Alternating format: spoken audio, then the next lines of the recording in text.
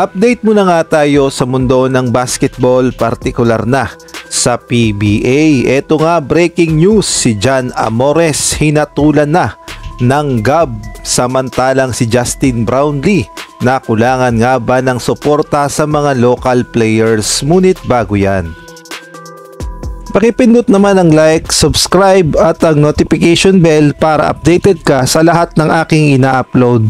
At kung gusto mong magpa-member sa aking channel ay pindutin mo lamang ang join at automatic ka na sa mga shoutout. Alam naman nating lahat nung naglalaro pa sa NCAA, itong si John Amores ay nasangkot nga siya sa isang malaking gulo. Mabuti na lamang at nabigyan ng ikalawang pagkakataon at na-drop pa sa PBA.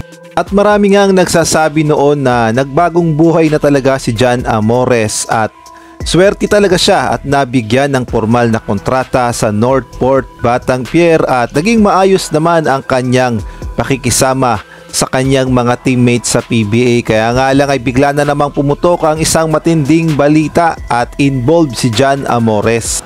At kung atin ngang babalikan ay na-involved na naman sa shooting incident itong si John Amores. Kaya naman ang naging resulta ay nakulong siya kasama ang kanyang kapatid.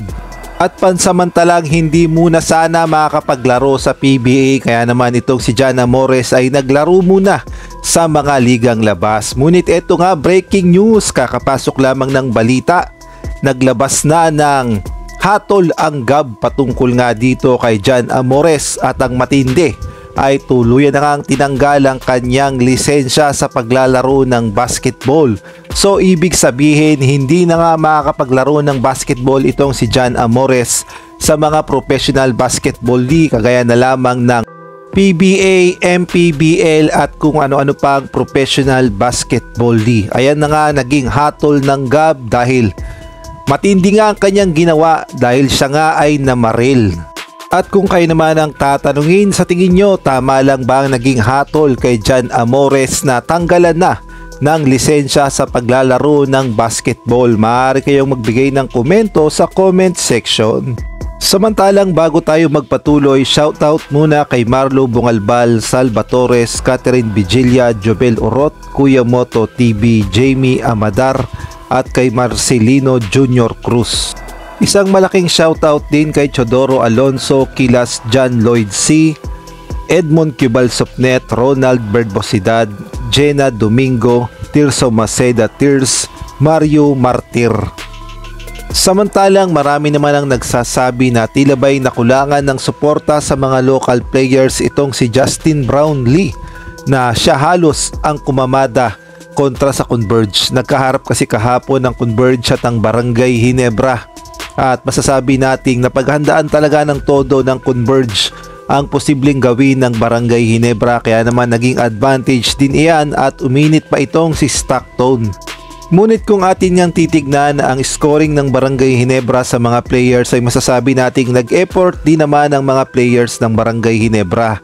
Sadyang minalas lang talaga kontra nga dito sa Converge at napaghandaan sila.